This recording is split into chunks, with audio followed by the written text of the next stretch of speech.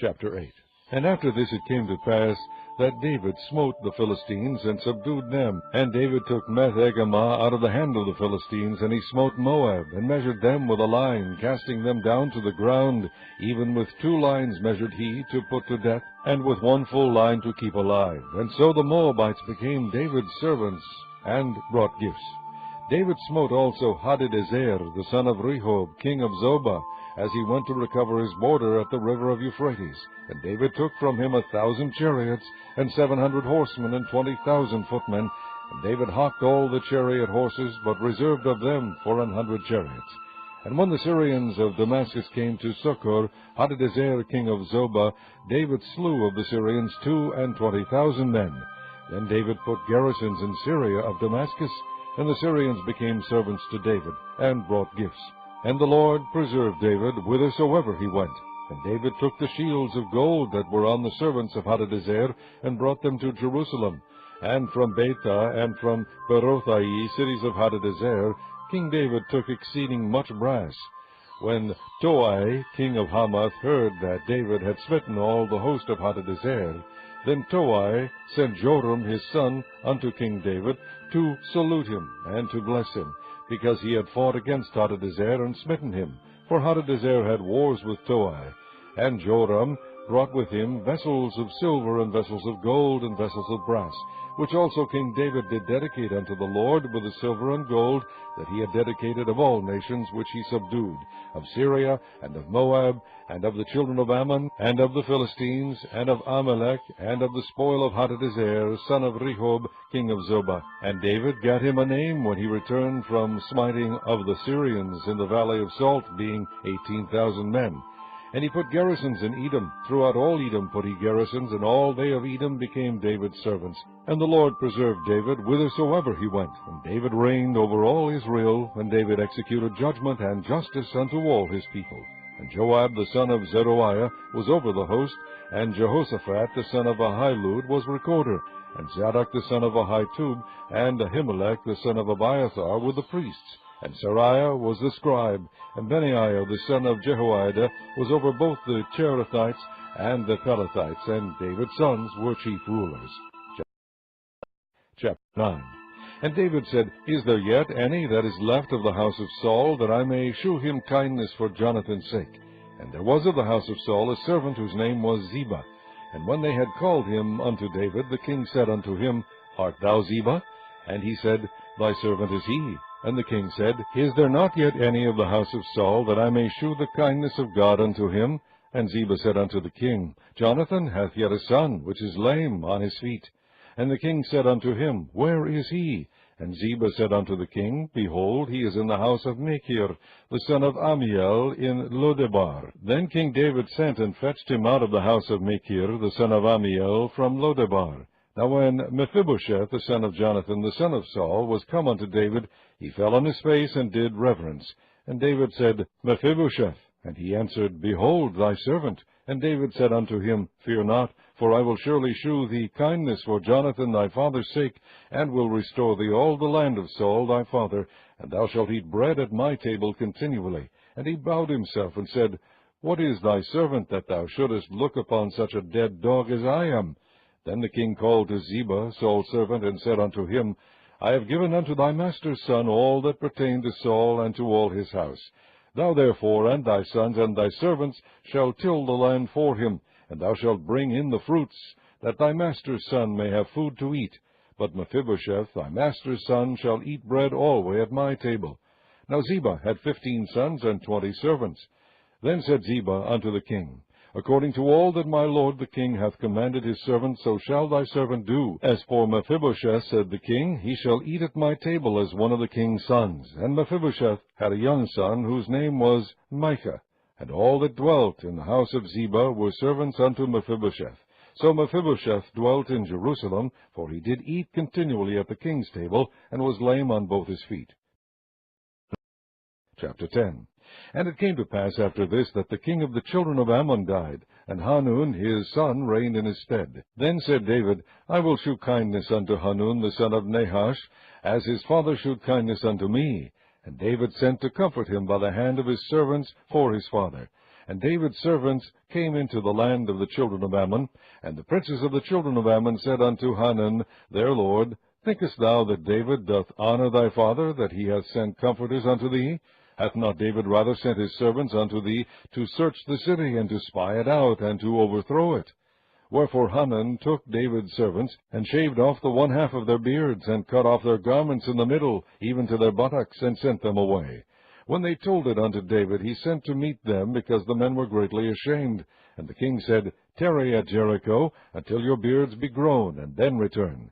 And when the children of Ammon saw that they stank before David, the children of Ammon sent and hired the Syrians of Beth-rehob, and the Syrians of Zobah, 20,000 footmen, and of King Maacah 1,000 men, and of Ishtob 12,000 men. And when David heard of it, he sent Joab, and all the host of the mighty men. And the children of Ammon came out, and put the battle in array at the entering in of the gate. And the Syrians of Zobah, and of Rehob, and Ishtob, and Maacah were by themselves in the field. When Joab saw that the front of the battle was against him before and behind, he chose of all the choice men of Israel, and put them in array against the Syrians. And the rest of the people he delivered into the hand of Abishai his brother, that he might put them in array against the children of Ammon. And he said, If the Syrians be too strong for me, then thou shalt help me. But if the children of Ammon be too strong for thee, then I will come and help thee. Be of good courage, and let us play the men for our people, and for the cities of our God, and the Lord do that which seemeth him good. And Joab drew nigh, and the people that were with him, unto the battle against the Syrians, and they fled before him. And when the children of Ammon saw that the Syrians were fled, then fled they also before Abishai, and entered into the city. So Joab returned from the children of Ammon, and came to Jerusalem. And when the Syrians saw that they were smitten before Israel, they gathered themselves together. And Hadarezer sent and brought out the Syrians that were beyond the river, and they came to Helam. And Shobach, the captain of the host of Hadarezer, went before them. And when it was told David, he gathered all Israel together, and passed over Jordan, and came to Helam. And the Syrians set themselves in array against David, and fought with him. And the Syrians fled before Israel, and David slew the men of 700 chariots of the Syrians, and 40,000 horsemen, and smote Shobach, the captain of their host, who died there. And when all the kings that were servants of Hadarezer saw that they were smitten before Israel, they made peace with Israel, and served them. So the Syrians feared to help the children of Ammon any more. Chapter 11. And it came to pass after the year was expired, at the time when kings go forth to battle, that David sent Joab and his servants with him, and all Israel. And they destroyed the children of Ammon, and besieged Rabbah. But David tarried still at Jerusalem. And it came to pass in an eventide that David arose from off his bed, and walked up on the roof of the king's house.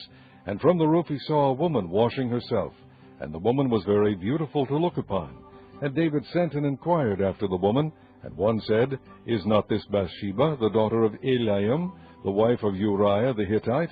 And David sent messengers, and took her. And she came in unto him, and he lay with her, for she was purified from her uncleanness, and she returned unto her house. And the woman conceived, and sent and told David, and said, I am with child. And David sent to Joab, saying, Send me Uriah the Hittite. And Joab sent Uriah to David. And when Uriah was come unto him, David demanded of him how Joab did, and how the people did, and how the war prospered. And David said to Uriah, Go down to thy house, and wash thy feet. And Uriah departed out of the king's house, and there followed him a mess of meat from the king.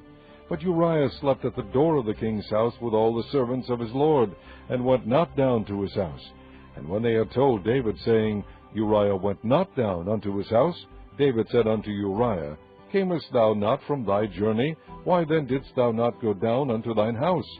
And Uriah said unto David, The ark, and Israel, and Judah abide in tents, and my lord Joab, and the servants of my lord, are encamped in the open fields. Shall I then go into mine house to eat, and to drink, and to lie with my wife? As thou livest, and as thy soul liveth, I will not do this thing. And David said to Uriah, Tarry here today also, and tomorrow I will let thee depart. So Uriah abode in Jerusalem that day and the morrow. And when David had called him, he did eat and drink before him, and he made him drunk. And at even he went out to lie on his bed with the servants of his lord, but went not down to his house. And it came to pass in the morning that David wrote a letter to Joab, and sent it by the hand of Uriah.